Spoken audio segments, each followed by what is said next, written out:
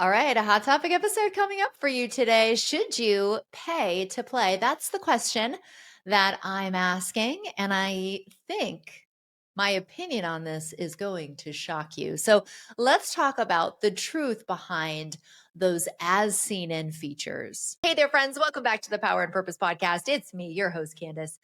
And we're back for a new season of the show. I want to say thank you so much for your patience. I took a little time off in the months of October and November. We hit pause on new episodes so that I could travel. And also, I had a couple of really big projects that I needed to put my full attention and energy behind. So we hit pause on new episodes for the time being, and it feels so good to be back with you this week and the start of a new season. We are recording right now, episode 199. That is what you're listening to. And so that means we're on the eve of our 200th episode of the show. And I'm preparing something really fun and special for next week. I hope you'll join me again to celebrate 200 conversations of the power and purpose. But I think 199 is a pretty big achievement. And I'm so excited to spend it today doing what I love to do, which is a little shit talking, a little hot topic talking. Kind of like the Views Hot Topics, but without 18 people's opinions, just mine, the way I like it. We're talking all about those pay to plays and whether it's worth it or not. And if you should really cringe when you see people doing this, or if you should be more curious about the strategy. And as I mentioned at the top of the episode, I think my opinion on this is either A, going to shock you and you're going to be like, wow, I expected you to have a different opinion. Or you're going to be like, yeah, and this is why I listen to Candice's podcast. Because Candice sees things a little bit differently than maybe most.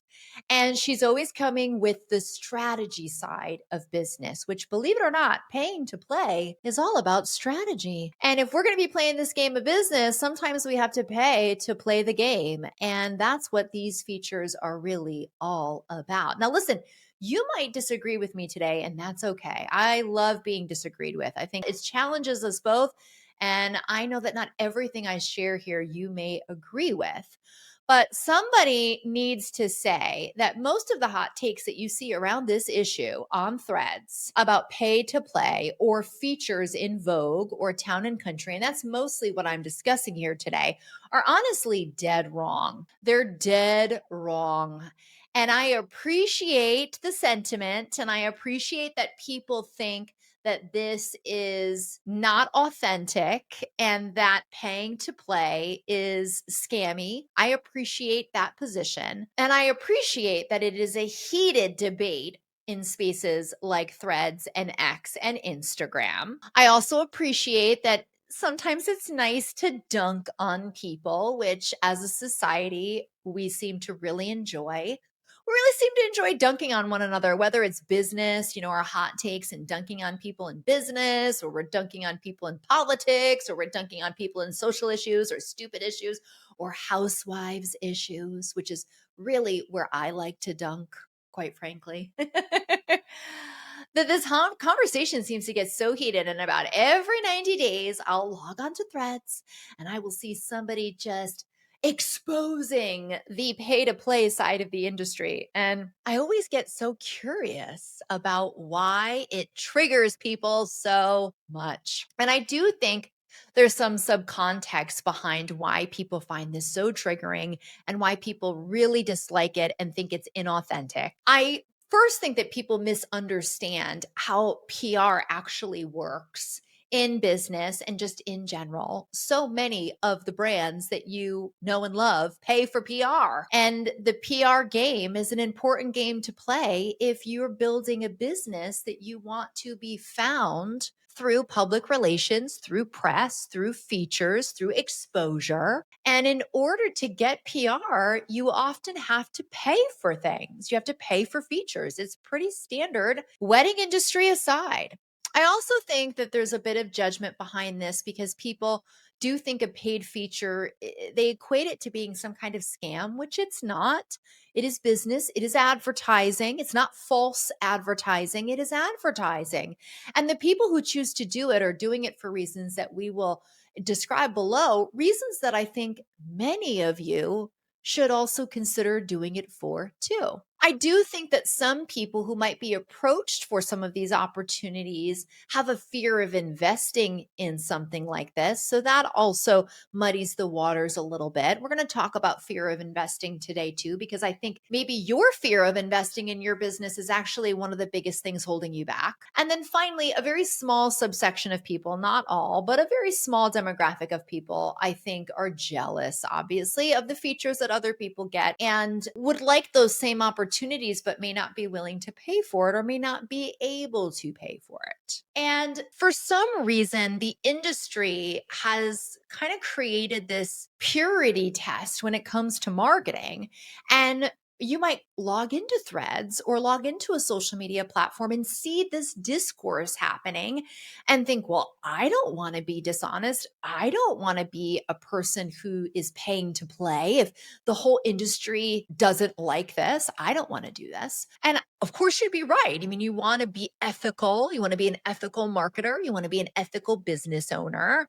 And so there is this pressure from somewhere about purity in marketing and this kind of morality in marketing to a level that I think sometimes is just incorrect. And that's what we're talking about today. So this is my take on it. And this might actually shock you. You might think, and I've come around to this over the years. I've also paid to play. So, I mean, you got to do what you got to do. But this is where I'm going to plant my flag on today's episode. If Vogue approached you and said, we would like to feature your business as one of the top photographers, one of the top planners, one of the top invitation designers, one of the top makeup artists in the world, and to do this, we need $5,000 to feature your business. Why wouldn't you do that? Why wouldn't you give Vogue $5,000 and say, here's everything about my business. Please feature me. If you have the budget and the ROI aligns with being featured in Vogue, why wouldn't you pay to have your business associated with the top publication that holds social, cultural, and luxury clout? Why wouldn't you pay for that? I mean, for me, no question. No question. I would be dropping down my MasterCard so quick, so quick. I would be like, take this out immediately. Why? Because that aligns with the brand that I'm building.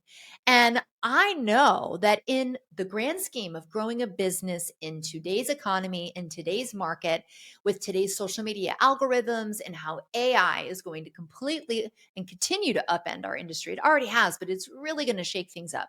I know that attention and visibility are two things that I can't skimp on, and two things that I need to be paying attention to in the next year, because it's going to get harder and harder for all of us to be visible, whether we are using email marketing, we're using social media marketing, even networking. It's become harder and harder to be visible. If you've gone to a networking event recently, maybe your local WIPA chapter, maybe you've gone to a local networking group. There's so many people, it's hard to just stand out in a room. And so if Vogue came up to me and said, give me $5,000 and I will feature you as one of the top planners in the world, I would say less. And I'm wondering why you aren't saying the same thing. You may already be paying for advertising just through different channels. I mean, I think it's a little hypocritical because everybody's fine with paying for Wedding Wire. Everybody's fine with paying for The Knot. It's almost expected when you start your business. And you know how I feel about those two platforms. I would tell you, go back into the archives and listen to my podcast episode about wedding directories for my hot take on that. But we have no problem paying for that. We have no problem paying to be a part of Little Black Books and Facebook ads, Google ads. But Vogue? Guys, come on. Your business alongside Vogue, that could do incredible things for your business, which is why I think it's a miss to have the opinion that you shouldn't pay to play. Now that you know my opinion, on paying to play, I want to actually share with you why I have this opinion and what paying to play could really do for your business, and why smart business owners that want to align their brand with the likes of Vogue and other top publications, why they make the decision to invest in this type of PR. Because the real game of business, this is where we really start to see strategy and we really start to see bigger pictures coming into play. So this is what's really going on when you pay to play and to be featured in, let's say, Vogue's top photographers in the world. First of all, you're borrowing brand equity. You are aligning your brand next to a household name, and that elevates the perception of your brand instantly. Instantly. When you borrow brand equity from Vogue and you're suddenly now one of the top photographers in the world, people want to know your name. Planners want to know your name and they want to work with Vogue's top photographer. Clients, of course, want to know your name. That puts you in an entirely different bracket of client. And if one of your goals is to work with clients who have more money, who have greater fashion sense, greater style, who are getting married in Italy or pick a very luxurious, gorgeous destination, aligning your brand and borrowing that brand equity from somewhere like Vogue is going to put you on the map and put you in front of more of the right people. Also, luxury consumers use shortcuts. And so high-end clients, they often scan for recognizable markers when they're looking at your business and your brand. That's why social proof on your website is so important, not just testimonials, but those logos that we love to put on our website because it says, look, I'm aligned with these publications. They vouched for me. They've featured my work. Well, luxury customers, all customers, but especially luxury customers, are going to be looking for some of those recognizable markers like Vogue, Town and Country, and Harper's Bazaar.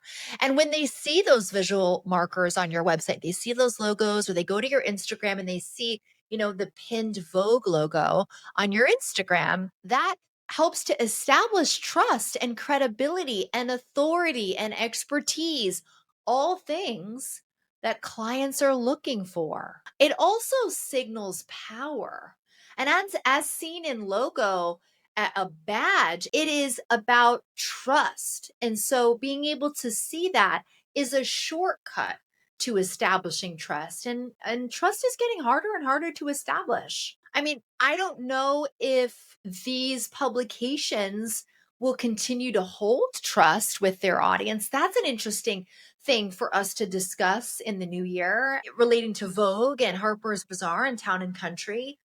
Should they maintain their journalistic standards and disclosures, I would hope that they would continue to maintain trust, but the media and publications have weathered trust with audiences. But still, seeing your business associated with these brands signals trust. It also is strategic for visibility. And not all visibility is created equal. An Instagram post once a week is a lot different than getting featured in Vogue, a lot different than being featured in Harper's Bazaar. So these types of pay to plays allow you to borrow authority, allow you to borrow brand equity.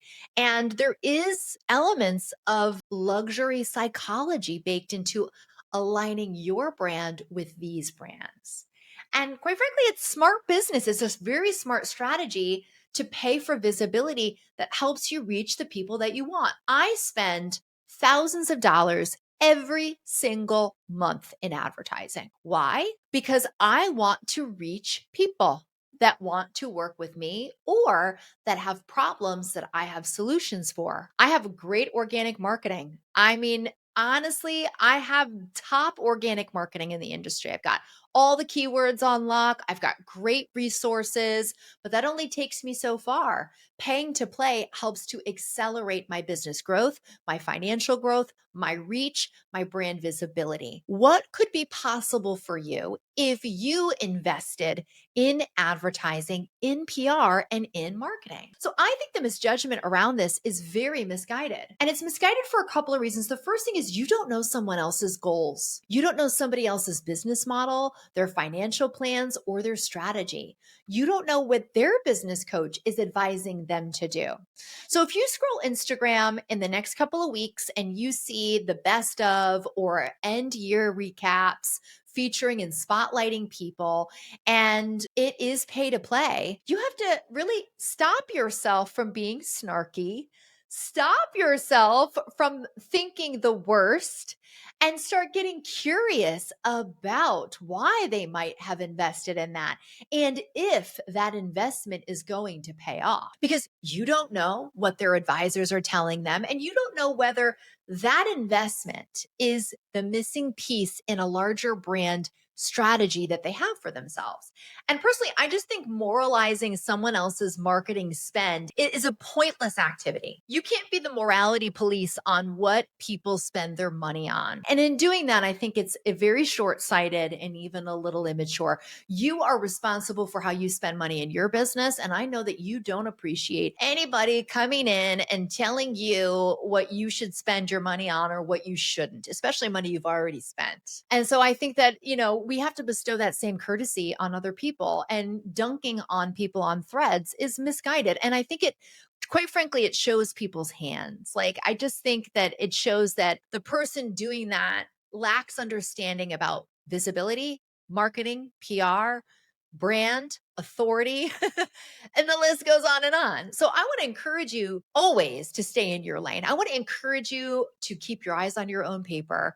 One of our past guests, Megan, from All She Wrote Notes, dropped that little nugget in her interview with me many years ago. We talked about competitiveness in her market and competitiveness in products.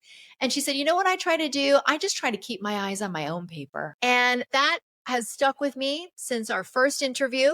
And I share it with you again today. Stay in your lane, keep your eyes on your own paper, focused on your growth, focused on the strategy that is going to support your vision for your business. And don't worry about what other people think. Now, outside of the morality issue, I think the bigger issue here is this, and this is me having coached thousands of people, okay, at this point in all my programs, all my students, shout out to my students. I see this, and I see it more now than I think ever before. And it's unfortunate, but wedding pros don't want to spend money on visibility. I don't know why. Why don't you want to spend money on visibility that helps you make more money? For some reason, a lot of people in our industry expect credibility to be free. I don't know why. They want luxury clients, but they don't want to make luxury level investments in their business, whether that is on a website, a proper website and brand, whether that is with a business coach that is going to give you the shortcut to get to where you want to go, whether it is an office space, team members, and yes, visibility. You have to pay to play the game of business. And if you want to attract higher value clients, you have to likely make higher value investments. So for some reason, wedding pros want visibility, but they don't want to pay for it. And they they also don't want to do it organically. Like, they don't want to market their business. They don't want to pay to be marketed. And, they wonder why they're not getting clients and why they're not making money. I often say, when somebody comes to me and they're like, my sales are down, I'm not making money, what's the problem? Fix it for me, Candice. What do I do? My first question is, well, how's your marketing? What's going on? And most of the time, 99.9% of the time, their marketing sucks or it doesn't exist. They dip in and out of marketing. You have got to take visibility seriously. And I know it's hard. I know it's not fun. You can always hire somebody to help you. You don't have to do this all by yourself. But if you are not content with where your business is at financially, with the clients it's serving, and with the brand awareness that you have developed in your business, if you feel invisible, you need to focus on visibility. And guess what? Visibility costs money, period. It costs money, whether that is time investment or financial investment, it costs money. And the industry is only getting noisier. It's only getting harder to stand out. So you have to figure out where to invest in the places where your ideal clients are looking for those signals that you are trustworthy, that you are credible, that you are going to bring the expertise that they're seeking for their wedding. So looking ahead into the new year and looking ahead towards the budget that you might have for your business in 2026 and what you're building and what your goals might be, I want to give you a little bit of a roadmap for investing. Okay. And maybe considering putting your name on the list for some of these features, because I can tell you with firsthand insider knowledge, and I'm not going to burst open anybody's business files, but I will tell you firsthand knowledge. I have seen what this has done for people's businesses. And when I tell you, it has done incredible, amazing things. I am not exaggerating. I'm talking about, average price point, average clients into the stratosphere of business by simply aligning their brand with the right brands, including publications. So when we look at the new year and we look at your investments, I want you investing in platforms and publications that your ideal clients trust, and trust can be eroded very quickly. So make sure that you are always paying attention to what types of publications continue to maintain trust. We'll see what happens with Vogue with their new editor. Anna Wintour is out after so many years. So we'll see what happens with Vogue in this new era. Hopefully they'll be able to maintain their trust. But I mean, guys, you open up any Vogue, it's just advertisements, the whole entire magazine. Everything you see is an advertisement. One of my favorite magazines was Real Simple. Okay. Real Simple magazine is literally a walking catalog. It is not your Better Homes and Gardens. All magazines are walking catalogs. And then this is how they're able to produce through advertisers. So pick platforms and publications that your ideal clients trust, and make sure that you're continuing to pay attention, because trust erodes very quickly. You also want to invest in brand alignment. So you want to find brands that you can align yourself with that will help to elevate your brand to where you want it to be or where it actually already is. And please invest in marketing assets that are going to help to build brand recognition and authority industry wide. It is getting harder and harder to stand out. And so your marketing assets, your branding assets, need to help to build that authority. And if Vogue or Harper's or Town and Country are the shortcut, girl, take my foolish advice, shortcut it. Drop that credit card down. I wish they were paying me to record this, but they're not. And if a niche publication speaks to your dream clients, then invest in that. It doesn't have to be exclusively Vogue. Some of you guys could care less about Vogue and could care less about luxury clients. But no matter the publication, if it is positioned in an authority way to the people that you want to attract, and they look to that publication as a trusted source, you need to be featured in it. The point here is to be intentional about where you invest your money and how you strategize when it comes to pay and play. So if you want to be seen as a leader, I don't want you playing small with your visibility in 2026 and really even right now. So stop worrying about what the internet thinks, especially if you've let that dictate your decisions in the past, and do what's right for the business that you're building, because nobody on the outside really knows the vision for your business. That's between you, your coach, maybe your partner or spouse, and a trusted friend or advisor. The internet has no idea what you're striving for or what you're trying to do. So if you have listened to some of those naysayers about pay to play and you have allowed it to influence your decision, I hope that this episode gets you thinking a little bit differently. And I'd love to hear from you. So DM me your thoughts. Do you agree with me? Do you disagree? Did I make you rethink your stance? Or are you 10 toes down saying, I still think it's shitty? I want to hear. And I also want you to forward this episode to a friend who you think is stuck maybe in fear-based visibility thinking. They are so worried about what other people think, or maybe they have the opposite opinion that I do, and you think that they should listen to this episode to enlighten them. Send it their way. All right, friends, I am so excited for our 200th episode coming up next week. I want to remind you there's so much power in your purpose. I'll see you next time.